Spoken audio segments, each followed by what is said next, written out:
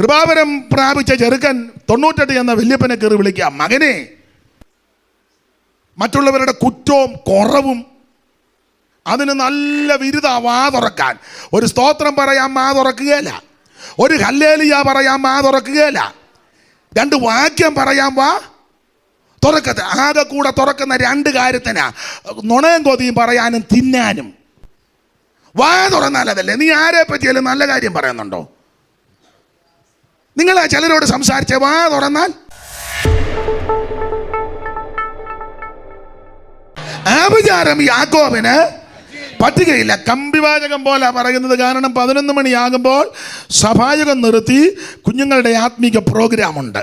അത് 12 മണിക്ക് അവസാനിപ്പിച്ച് എല്ലാവരും ഭക്ഷണം കഴിച്ചേ ഇവിടെ നിന്ന് തിരിച്ചു പോകാം. ഇന്ന് ഭക്ഷണം ക്രമീകരിച്ചിരിക്കുന്നത് ഒരു മാന്യ സഹോദരന പേര് പറയരുതെന്ന് പറഞ്ഞു. അപ്പോൾ അതുകൊണ്ട് പേര് പറയുന്നില്ല.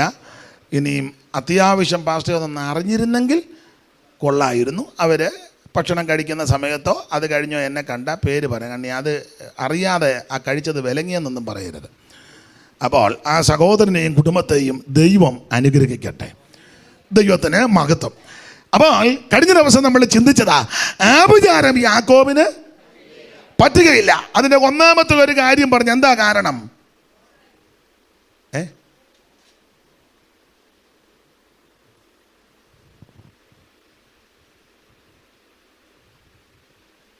നിങ്ങൾ ഇന്നാൾ ഈ സഭായത്തിന് ഉണ്ടായിരുന്നല്ലോ 3-4 ആഴ്ചയൊക്കെ.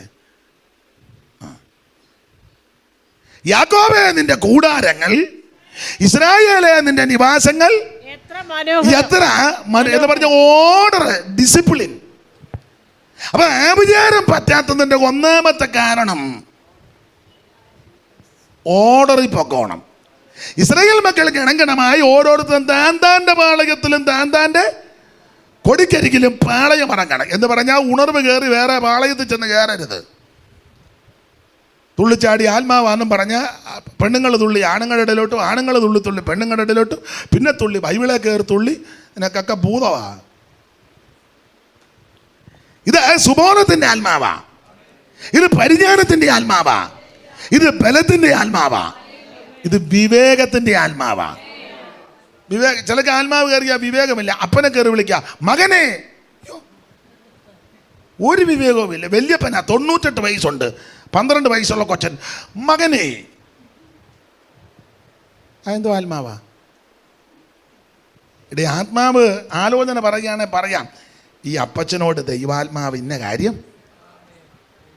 പണ്ട് മല്ലപ്പള്ളി പ്രിയലി കുഞ്ഞ് ചോദിച്ചതുപോലെ ദൈവാത്മാവിനുണ്ടോ അളിയൻ? അളിയൻ എന്നാൾ ഞാൻ ഓർപ്പിച്ചതാ. അളിയൻ സഭയുടെ ചാർജുകാരനാണ്, മറ്റേ അളിയൻ പ്രവാചകനാണ്, പുള്ളിക്ക് സഭയില്ല. അപ്പോൾ ഈ അളിയനും കൂടെ ഉടക്കാം. അപ്പോൾ സഭക്കാർ പറഞ്ഞു അളിയനെ എന്ന് വിളിക്കാം, പ്രവാചകൻ. വിശ്വാസിക്ക് പ്രവചനം കേൾക്കണം. ഇപ്പം ഈ ചാർജുള്ള അളിയൻ ഉടക്കല്ലേ. അപ്പോൾ പുള്ളി വിശ്വാസികൾ ഒറ്റക്കെട്ടായിട്ട് പറഞ്ഞതുകൊണ്ട് അതിന് വിധേയപ്പെടേണ്ടി വന്നു. അളിയനെ വിളിച്ചു പ്രവചിക്കാൻ, ശുശ്രൂഷിക്കാൻ. അളിയൻ വന്നു ഇതുപോലെ അടുത്തിരിക്കുക. 2 പേരും മിണ്ടുന്നുമില്ല. ഇത് ജനത്തിനറിയത്തില്ല. അവിടെ നടത്തിപ്പുകാരൻ അളിയൻ പറഞ്ഞു, കർത്താവിൻ്റെ വലിയൊരു ദാസൻ വന്നിട്ടുണ്ട്, തുടർന്ന് ശുശ്രൂഷിക്കും. ഇവരൊടക്കാന്ന് ആർക്കും അറിയുന്നില്ല. അപ്പോൾ ഈ വന്ന അളിയൻ, പ്രവാചകൻ അളിയനും പറഞ്ഞു, ഈ സഭയുടെ ശുശ്രൂഷകനും ദൈവമക്കൾക്കും വന്ദനം. വാക്യം വായിക്കാം. പുള്ളിയും പ്രസംഗിച്ചു. ഉണ്ടല്ലോ ഒരു ശൈലി, ഒടുവിലൊരു ഉണർവും ഒരാരാധനയും. അതെല്ലാം കഴിഞ്ഞ് പുള്ളി പയ്യെ പിള്ളേരുടെ ഭാഷ പറഞ്ഞ കളത്തിലോട്ടിറങ്ങി തലയെ കൈവച്ച് പ്രവചിച്ചു. മുഴുവൻ ആൾക്കാരോടും പ്രവചിച്ചു. പ്രവചനമൊക്കെ കറക്റ്റാണ്. എല്ലാവരോടും പ്രവചിച്ചേച്ച് പുള്ളി വന്ന് അവിടെ ഇരുന്നു. അപ്പം സ്ഥലം സഭയുടെ ശുശ്രൂഷകൻ അളിയൻ വീണ്ടും എഴുന്നേറ്റു. അദ്ദേഹം ഉടനെ പറഞ്ഞു, കർത്താവിൻ്റെ വലിയൊരു ദാസനെ ദൈവം നമ്മുടെ മധ്യ അയച്ചു, അനുഗ്രഹിക്കപ്പെട്ട ശുശ്രൂഷ നടന്നു. ദൈവാത്മാവ് എല്ലാവരോടും വളരെ സ്പഷ്ടമായിട്ട് ഇടപെട്ടു. കാരണം പല കാര്യങ്ങളും എനിക്കറിയാം, അതൊക്കെ അദ്ദേഹം ആത്മാവിൽ ശുശ്രൂഷിച്ച് പറഞ്ഞത് വളരെ കൃത്യമായിട്ടും തിട്ടമായിട്ടും വളരെ ശക്തമായിട്ട് ഇടപെട്ടു. പക്ഷേ എനിക്കൊരു ഡൗട്ട്, ദൈവാത്മാവിനുമുണ്ടോ അളിയൻ? കാരണം പുള്ളിയോട് മാത്രം ദൂത് പറഞ്ഞില്ല,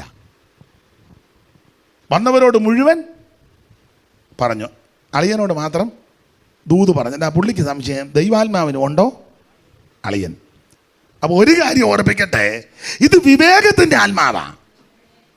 കൃപാവരം പ്രാപിച്ച ചെറുക്കൻ 98 എന്ന വല്യപ്പനെ കയറി വിളിക്കുക, മകനെ. ചില ബോധമില്ലാത്ത വല്യപ്പന്മാർ എന്തോ ഇടപെട്ടാട്ടെ.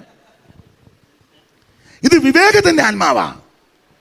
അപ്പോൾ ശ്രദ്ധിക്കുക, ദൈവമക്കൾ അതിൻ്റെ ഓർഡറിൽ പോകണം. വരവും പോക്കും പാളയവും പാർപ്പിടവും എല്ലാം ഓർഡറായിരിക്കണം. വീട്ടിൽ ഓർഡറായിരിക്കണം, സഭയ്ക്കകത്ത് വന്ന ഓർഡറായിരിക്കണം, നിങ്ങൾ ജോലി ചെയ്യുന്ന സ്ഥാപനത്തിലും എല്ലാം അതിൻ്റെ ഓർഡർ ഉണ്ടായിരിക്കണം. വേണ്ടേ? കൃത്യതയും കൃത്യനിഷ്ഠയും വേണം. ഞാൻ എപ്പോഴും പറഞ്ഞ നിഷ്ഠയും ചിട്ടയും ഇല്ലാത്തവർ രക്ഷപ്പെടുകയില്ല. എന്നാ ചിലർ യാതൊരു എരഗതിയും പരഗതിയും ഇല്ലാതെ കിടക്കുന്നത്, ഒരു ക്രമീകരണവും ഇല്ല. ചില വീട്ടിലോട്ട് വിസിറ്റിങ് എൻ്റെ ഒരുത്താൾ ജൂലുമായിട്ട് ഓടുന്നു, ഒരുത്തന് അതുമായിട്ട് ഓടുന്നു, ഉടനെ ബെഡ്ഷീറ്റ് പിടിച്ച് താത്തിടുന്നു. അയ്യോ, പിന്നെ പുതപ്പ് കട്ടിലേ തന്നെ ഉടനെ അത് ചുരുട്ടി കൂട്ടി അടിയിലോട്ട് ഇട്ട് ഷീറ്റും താഴോട്ട് ഇട്ട്. സ്തോത്രം. എന്തുകൊണ്ട്? നീ രക്ഷപ്പെടുകയല്ല. ഓർഡർ ഉണ്ടായിരിക്കണം. ഉദാഹരണം പറഞ്ഞതേ ഉള്ളൂ. യാക്കോബേ നിന്റെ കൂടാരങ്ങൾ, ഇസ്രായേലേ നിന്റെ നിവാസങ്ങൾ എത്ര മനോഹരമാണ്. എല്ലാ കാര്യത്തിനും ഓർഡർ ഉണ്ടായിരിക്കണം. അവിടെ ഞാനധികം വിവരിക്കുന്നില്ല. 2, ഇവരെ ആഭിചാരം പറ്റാതിരിക്കാൻ രണ്ടാമത്തെ കാര്യം, കാട്ടുപോത്തിന് തുല്യമായ ബലമുണ്ട്. 21 അധ്യായത്തിന്റെ 4 മുതൽ വായിക്കുമ്പോൾ ക്ഷീണിച്ചു, എന്നാൽ 23 പറയുക ആ കാട്ടുപോത്തിന് തുല്യമായ ബലം. ഈ ബലം കിട്ടിയത് എങ്ങനെയാണെന്ന് നമ്മൾ ഇന്നാൾ ചിന്തിച്ചല്ലോ. ബേരിലോട്ട് വന്ന് ജനമെല്ലാം കൂടെ ബേരിൽ വന്ന് കിണറ്റിൻകര വന്ന് ഒന്നിച്ച് പാട്ട് പാടി അങ്ങോട്ട് ബലപ്പെട്ടപ്പോൾ വെള്ളം പൊങ്ങി വന്നു. ഈ വെള്ളം കുടിച്ചു കഴിഞ്ഞപ്പോൾ കാട്ടുപോത്തിന് തുല്യമായ ബലമുണ്ടായി. Price the Lord. നീ ക്ഷീണിച്ചായിരിക്കും വന്നത്, ഇന്ന് തിരിച്ചങ്ങനെ പോകരുത്. തളർച്ചയോടായിരിക്കും വന്നത്, തിരിച്ചങ്ങനെ പോകരുത്. മനോവേദനയോടായിരിക്കും വന്നത്, അങ്ങനെ തിരിച്ചു പോകരുത്. ഇന്ന് പകൽ കാട്ടുപോത്തിന് തുല്യമായ ബലമേറ്റെടുത്ത് വേണം തിരിച്ചു പോകാൻ. നീ രോഗിയായി വന്നെങ്കിൽ അങ്ങനെ പോകരുത്, സൗഖ്യത്തോടെ പോകണം. നിന്റെ രട്ടടിച്ചു വിലാപത്തെ നൃത്തമാക്കി രട്ടടിച്ച് സന്തോഷം ഉടിപ്പിക്കുന്ന ദൈവത്തിൻ്റെ ശക്തിക്കായി ദൈവത്തെ മഹത്വപ്പെടുത്തുകയാണ്. ഞാൻ ഓടിച്ചങ്ങ് നിർത്തുക. അപ്പൊ ശ്രദ്ധിക്കുക, 1 ഓർഡർ, 2 കാട്ടുപോത്തിന് തുല്യമായ അത് വേണം. നല്ല ബലം ഉണ്ടായിരിക്കണം. ഒരു ഹല്ലേലൂയ പറഞ്ഞാൽ നല്ല എഫക്റ്റ് ആയിരിക്കണം. ഹല്ലേലൂയ എന്ന് പറയണം. ഹല്ലേലൂയ. ഈ ആരാധനയ്ക്ക് വന്നിരുന്ന് കഴിഞ്ഞാൽ ശബ്ദവുമില്ല, അല്ലാത്തതിന് എന്തോ ഒരു ശബ്ദമാ. അണ്ണാക്ക് വെക്കാനും അലമറ ഇടാനും മിണ്ടുന്നില്ല. അമ്മായിയമ്മയായിട്ട് കൊമ്പ് കോർക്കുമ്പോൾ നിനക്ക് എന്തോ ഒരു അണ്ണാക്ക. എട്ടുനാടും പോട്ടെ. അന്നേരം മാപ്പള പറയും, സൂസമ്മ നീ പതുക്കെ പറ, താൻ മിണ്ടരുത്.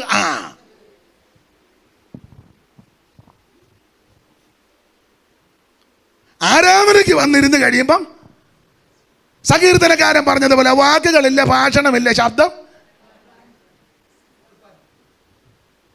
അയലത്തുകാരുമായിട്ടൊരു ഉടക്കുണ്ടാക്കട്ടെ, എന്തോ ഒരു അണ്ണാക്ക.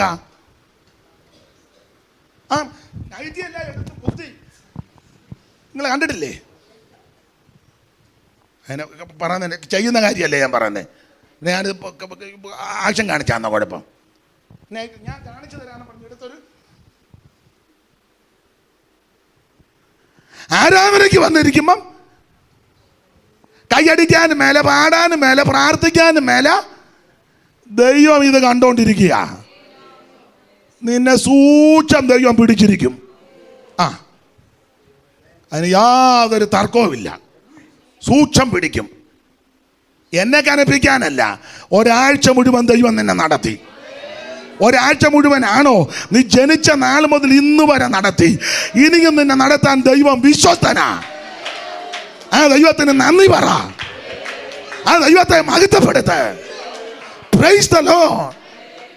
ആരാധനയ്ക്ക് വന്നിരുന്ന ശബ്ദവും ഇല്ല, ഒന്നും മിണ്ടാൻ മേല. അതേസമയം നിങ്ങളൊരു കല്യാണ സദ്യക്ക് എന്നേ എന്തോ ഒരു ശബ്ദമാ. ചോദിച്ചാ ഓരോന്ന് മേടിക്കുന്നേ. പപ്പടം ഒന്നേ പറ, കൊച്ചനും കൂടെ ഒരെണ്ണം കൊടുക്ക്. ഐസ്ക്രീം അത് എവിടാന്ന് തപ്പിച്ചെന്ന് മേടിക്കും. എല്ലാത്തിനും ഷുഗറുവാ. ചോദിച്ചല്ലേ മേടിക്കുന്നേ. പതുക്കെയാന്ന് പറഞ്ഞേ, അച്ചാർ, തോരൻ, അങ്ങനെയാന്നാ പറയുന്നത്. ഇഷ്ടപ്പെട്ടതാണെങ്കിൽ കൂടെ കൂടെ എന്നെ എല്ലാവർക്കും ഒരു അരുതാഴിയ പോലെ. ആരാധനയ്ക്ക് വന്നിരിക്കുമ്പോഴോ സ്തോത്രം, ഇതെല്ലാം ദൈവം കണ്ടോണ്ടിരിക്കുക. നീ ദൈവത്തെ മഹത്വപ്പെടുത്ത്. Price the Lord. ദൈവത്തെ ആരാധിക്കും. ദൈവം നിന്നെ സൂക്ഷിച്ചില്ലേ, നടത്തിയില്ലേ, പരിപാലിച്ചില്ലേ. കാട്ടുപോത്തിന് തുല്യമായ ബലം. 3, ആഭിചാരം പറ്റാത്തതിൻ്റെ 3ാമത്തെ കാര്യം, അവിടെ ഒരു പദമുണ്ട്. ആ പദം മാത്രം എടുക്കുന്നത്, ജാതികളുടെ കൂട്ടത്തിൽ എണ്ണപ്പെടുന്നില്ല. ജാതികളുടെ കൂട്ടത്തിൽ എണ്ണപ്പെടരുത്. ജാതികളെ പല കാര്യങ്ങൾ കാട്ടിക്കൂട്ടും. അതിലൊന്ന് നീ പോയി ഈസ്റ്റർ ആഘോഷിക്കാൻ പോയവരുണ്ട്, ആഘോഷിച്ച് ഇതുവരെ വരാത്തവരും ഉണ്ട്, ആഘോഷ കമ്മിറ്റിയിൽ ഇരിക്കുന്ന ആൾക്കാരും ഉണ്ട്. അപ്പം താറാവ് കറി നല്ല ശരിക്ക് ഭേഷായിട്ട് പെരുക്കിയവരും ഉണ്ട്. എന്നെ എല്ലാവരും കുനിഞ്ഞിരിക്കുന്ന ഇങ്ങോട്ട് നോക്ക്. ബന്ധുവീട്ടിൽ പോയവരും. സ്തോത്രം. ജാതികളുടെ വഴി ദൈവമക്കൾ പഠിക്കരുത്. അപ്പവും കറിയും കഴിക്കരുതെന്നല്ല എൻ്റെ വാദം. ബന്ധുക്കളുടെ വീട്ടിൽ പോകരുതെന്നും അല്ല എൻ്റെ വാദം. ഇപ്പം നിങ്ങൾ പറയാ തനിക്ക് ബന്ധുക്കാരെയൊന്നും അല്ലെങ്കിലും ഇഷ്ടമൊന്നും അല്ല. അതുപോലെ ഞങ്ങളുടെ ഒരു കാര്യം ഉണ്ടായി അവർ നിന്നെ കനപ്പിക്കും. മിക്കവാറും നോക്കിയിരുന്നാൽ മതി. നിനക്ക് വല്ല ഓണവും വരുന്ന ഉയരത്തിൽ നിന്നാണ്. ദൈവം വല്ലതും ചെയ്യണം, ദൈവം അനുവദിക്കണം. അതുകൊണ്ട് ദൈവത്തോട് നന്ദിയുള്ളവരായിട്ട് ജീവിക്കേ. ജാതികളുടെ കൂട്ടത്തിൽ എണ്ണപ്പെടുന്നില്ല. ജാതികളുടെ വഴി പഠിക്കരുതെന്നാ. അവരത് ഇതൊക്കെ കാണിക്കുകയും ഒക്കെ പ്രവർത്തിക്കുകയൊക്കെ ചെയ്യുക. അത് നമുക്ക് പാടില്ല. വേർപാട് പാലിക്കണം, വേർപാട് പാലിക്കണം, വേർപാട് പാലിക്കണം. Price the Lord. ഒരു കാര്യം ഇവിടെ പറഞ്ഞങ്ങ് നിർത്തുക, വാക്യം വായിപ്പിക്കുന്നില്ല. ഏതായാലും സോളി സഹോദരി ഈ ആഴ്ച പോവുക. എന്നാൽ ഈ ആഴ്ചയും കൂടെ വന്ന് വാക്യം വായിച്ച് സന്ദർഭോചിതമായിട്ട് സഹായിച്ചതിന് നന്ദി. ദൈവം അനുഗ്രഹിക്കട്ടെ. കുവൈറ്റിൽ പോകേണ്ടത് കൊണ്ട് അല്ലേ വിടുകയില്ലായിരുന്നു. കാരണം ഇവിടെയുള്ളവർക്ക് അങ്ങനെ ഇരിക്കുമ്പോൾ ആഴ്ചക്കുറ്റം ഉള്ളതാണ്. എപ്പോഴാണ് ഇത് ആഴ്ചക്കുറ്റം ഉണ്ടാകുന്നെന്ന് അറിയത്തില്ല. അവർക്ക് അങ്ങനെ ഇരിക്കുമ്പോൾ ഒരിളക്കം ഉള്ളതാണ്. അടുത്ത ആഴ്ച ആട്ടെ. സ്തോത്രം. Price the Lord. ബിലിയാം പർവ്വതത്തിന്റെ ഉയരങ്ങൾ കയറി അവൻ പറയുക. അവൻ 24:6 ഒന്ന് വായിച്ച്. 24:6. താഴ്വര പോലെ അവ പരന്നിരിക്കുന്നു, നദീതീരത്തെ ഉദ്യാനങ്ങൾ പോലെ. നദീതീരത്തെ ഉദ്യാനങ്ങൾ. അവൻ ഇസ്രായേൽ മക്കളെ പറ്റി ഒരു ചിന്ത പറയുക. നദീതീരത്തെ ഉദ്യാനം പോലെ ദൈവമക്കൾ എന്ന് പറഞ്ഞാൽ വെള്ളത്തിന് സമീപത്ത്. അത് ദേവദാരുക്കൾ പോലെ, ചന്ദന വൃക്ഷം പോലെ. ചന്ദനത്തിന് സുഗന്ധമുണ്ട്. ദേവദാരു ഉയരത്തിലുള്ള വൃക്ഷമാ. ഒരു ദൈവ പൈതൽ അങ്ങനെ ആയിരിക്കണം. നീ സുഗന്ധം പരത്തണം. Praise the Lord. കൂട്ടുവിശ്വാസിക്ക് നീ ഒരു സുഗന്ധം, നല്ല സുഗന്ധമാ കൂട്ടുവിശ്വാസിക്ക്. കൂട്ടുവിശ്വാസി അടുത്തോട്ട് വരുമ്പോൾ മൂക്കെ പിടിച്ചോണം. എന്തോട്ട് വിശ്വാസം, അത്രയ്ക്ക് നല്ല. ചിലതിൻ്റെ വാ തുറക്കാനൊക്കത്തില്ല. ഇതുപോലെ നാറ്റക്കേസ്. ചിലര് നാറ്റക്കേസിന് മാത്രമേ തിരുവായി. മക്കളെ, നിങ്ങളോട് ഞാൻ ഒരപേക്ഷയോടെ 5 മിനിറ്റ് കൂടെ എടുക്കുക. ഇന്ന് ആരെങ്കിലും കുണമാകുന്നെങ്കിൽ എടാ 5 മിനിറ്റ് കൂടെ എടുത്തോട്ടെ.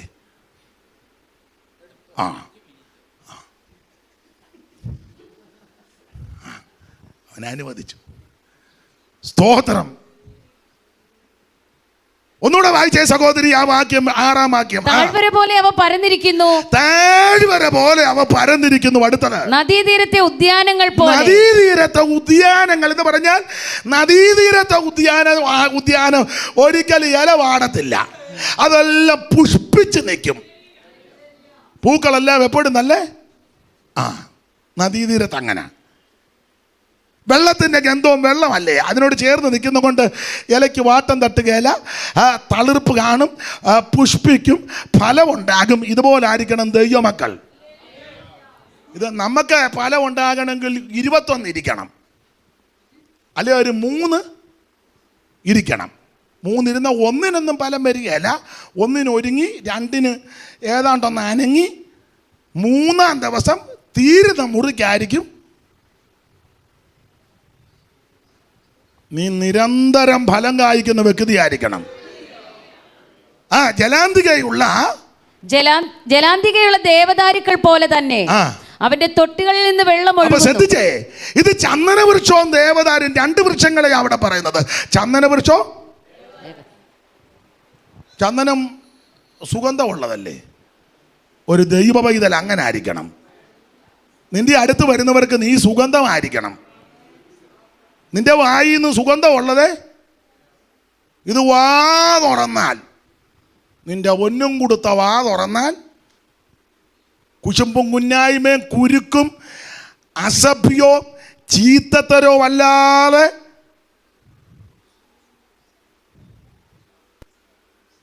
മറ്റുള്ളവരുടെ കുറ്റവും കുറവും അതിന് നല്ല വിരുദ വാ തുറക്കാൻ.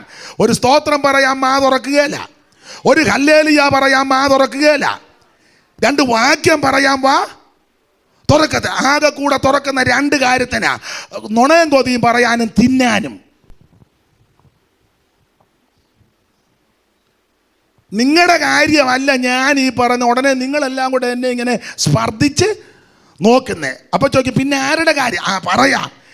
ഈ പറഞ്ഞ വിധത്തിലുള്ള ആരേലും ഇതിനകത്തിരിക്കുന്നുണ്ടെങ്കിൽ നിന്റെ കാര്യമാണ്. ഇപ്പം പിടികിട്ടിയല്ലോ. നുണയും കൊതിയും കൂട്ടിപ്പിടിപ്പീരും കുഞ്ഞായ്മയും കുശുമ്പും കുരുട്ടും തട്ടിപ്പും വെട്ടിപ്പും. എൻ്റെ വല്യമ്മച്ചി, അമ്മയുടെ അമ്മ കഞ്ഞിയമ്മ എന്നാണ് വിളിക്കുന്നത്. കഞ്ഞിയമ്മ 1-2 ഭാഷ പറയും. തട്ടിപ്പും വെട്ടിപ്പും ക്രയവും വിക്രയവും ഉരുട്ടും പെരട്ടും കുശുമ്പും കുഞ്ഞായ്മയും. വാ തുറന്നാൽ അതല്ലേ. നീ ആരെ പറ്റിയാലും നല്ല കാര്യം പറയുന്നുണ്ടോ? നിങ്ങൾ ചിലരോട് സംസാരിച്ച വാ തുറന്നാൽ സുഗന്ധമാണോ വരുന്നത്, ദുർഗന്ധമാണോ? നിങ്ങൾ തന്നെ പറ. അവൻ 5 മിനിറ്റ് അനുവദിച്ച് തന്നിട്ടുണ്ട്. മിക്കവാറും ഞാൻ 5 കൂടെ എടുക്കാൻ സാധ്യതയുണ്ട്. Price the Lord. ഒരാളെ ഉന്നം വെച്ചല്ല ഞാൻ ഈ പറയുന്നത്. നിന്റെ വാ തുറന്ന സുഗന്ധം വരണം. ആവശ്യമില്ലാത്തതൊന്നും നിന്റെ നാവീന്ന് വരരുത്. കൂട്ടുവിശ്വാസികളുടെ കുറ്റവും കുറവും നിന്റെ നാവീന്ന് വരരുത്. കുടുംബക്കാരുടെ കുറ്റവും കുറവും നിന്റെ നാവീന്ന് വരരുത്. അയലത്തുകാരുടെ കുറ്റവും കുറവും നിന്റെ നാവീന്ന് വരരുത്. ദൈവദാസന്മാരെ പറ്റിയുള്ള അവൻ ആക്ഷേപങ്ങളും അവർ പൂർണ്ണരൊന്നും ആയിരിക്കുകയല്ല, നിന്റെ വായിന്ന് വരരുത്. ദൈവദാസന്മാരും അങ്ങനെ. വിശ്വാസികളുടെ കുറ്റവും കുറവും അങ്ങോട്ടും ഇങ്ങോട്ടും ചെന്ന് ഇത് രാവിലെ ബൈക്കും എടുത്തോണ്ടിറങ്ങും. ഈ വീട്ടിൽ കയറി അവിടുത്തെ ന്യൂസ് എല്ലാം എടുത്ത് അപ്പുറത്ത് കൊണ്ട് കൊടുക്കുക. അവിടുന്ന് കാപ്പിയും അടയും. അത് നല്ല മൂക്ക് മുട്ട തിന്നേച്ച് ബൈക്കാൽ അപ്പുറത്തെ വീട്ടിൽ അവിടെ ചെന്നപ്പോൾ എല്ലും കപ്പയും കൂടെ വേവിച്ചത് അവിടെ നിന്ന് തിന്നു. അപ്പം ഇവിടുത്തെ തരത്ത് അവിടെ പറഞ്ഞു. എന്നാൽ പിന്നെ അപ്പുറത്തെ വീട്ടിൽ ചെന്നു. ഈ 2 വീട്ടിലെ കാര്യം അവിടെ.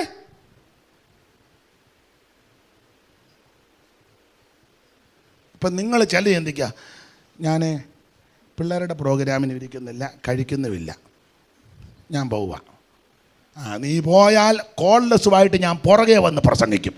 നിന്നെ പ്രസംഗിച്ചു കൊണ്ട് KSRTC വിടും. ഗുണമാകാനാന്ന് ഇവിടം കൊണ്ട് ഗുണമാകണം. ഈ പൊന്നും കൊടുത്ത സ്വഭാവമായിട്ട് നീ വേറെ എവിടെ ചെന്നാലും രക്ഷപ്പെടത്തില്ല. അവിടുത്തെ ഉപദേശി ഇച്ഛ ഇറാന്ന് വരയ്ക്കും നിന്നെ കൊണ്ട്. റായും ന്യായം എഴുതാൻ കുഴപ്പമില്ല. പക്ഷെ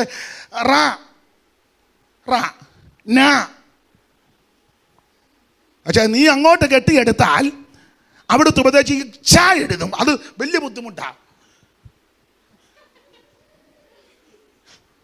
അത് ബുദ്ധിമുട്ട് വരും.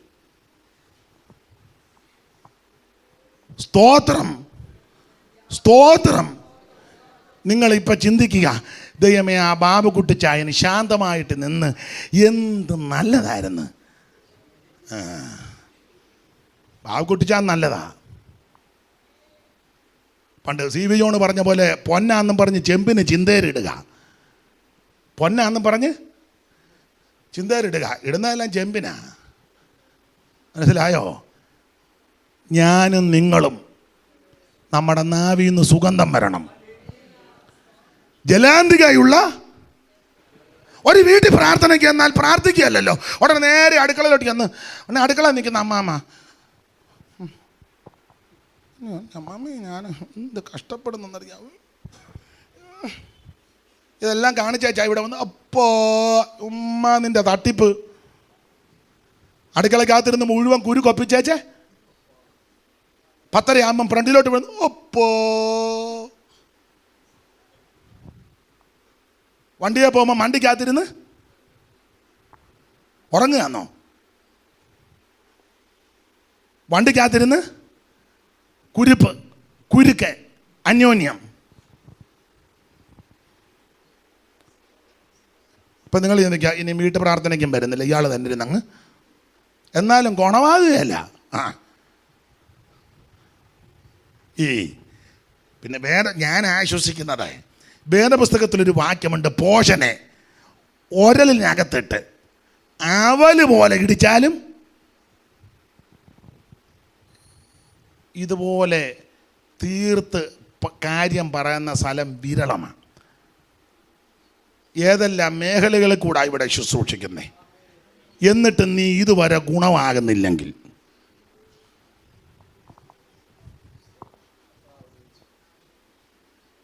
സ്തോത്രം. നിർത്തിയേക്കാം, ബാക്കി അടുത്ത ആഴ്ച. ഞാൻ ചാകാനൊന്നും പ്രാർത്ഥിക്കരുത്. സ്തോത്രം. ഇയാളെ അങ്ങ് പെട്ടെന്ന് എടുത്തോണേ, വേറൊരാളെ ഞങ്ങൾക്ക് ഇപ്പോഴൊന്നും ജാഗത്തുമില്ല. ഒന്നെങ്കിൽ നീ ശരിയാകണം. ശരിക്ക് പ്രാർത്ഥിച്ചോണം എല്ലാവരും. 1-ാം പ്രതി ഞാനാ, ആദ്യം ഞാൻ, പിന്നെ നിങ്ങൾ. നമ്മുടെ നാവിൽ നിന്ന് സുഗന്ധമേ വരാവൂ. മറ്റുള്ളവരെ അതേ സന്തോഷിപ്പിക്കുന്ന, മറ്റുള്ളവർക്ക് ആത്മീക പ്രചോദനമുണ്ടാക്കുന്ന, എല്ലാറ്റിലും ഉപരി നിത്യതയിലെത്തത്തക്ക വിധത്തിൽ പാടി പ്രാർത്ഥിച്ചാരും നരകത്തിൽ പോകരുത്. യേശു വരാറായി, കാഹളം ധ്വനിക്കാറായി, തിരുസഭ എടുക്കപ്പെടാറായി. അവൻ വിശുദ്ധൻ തന്നെ വിശുദ്ധീകരിക്കട്ടെ, അരിക്കൊള്ളവൻ നിർമ്മലനാകട്ടെ. വാട്ടം, ചുളുക്കം, കറ, മാലിന്യമൊന്നുമില്ലാത്ത ശുദ്ധമായി തനിക്ക് മുൻനിർത്തേണ്ടതിന് നമുക്ക് ദിവസങ്ങളിൽ കർത്താവിന്റെ വരവിന് വേണ്ടി ഒരുങ്ങാം. ആ വിചാരം യാക്കോബിന് പറ്റത്തില്ല. കരമുയർത്തി ദൈവത്തെ സ്തുതിക്കാം.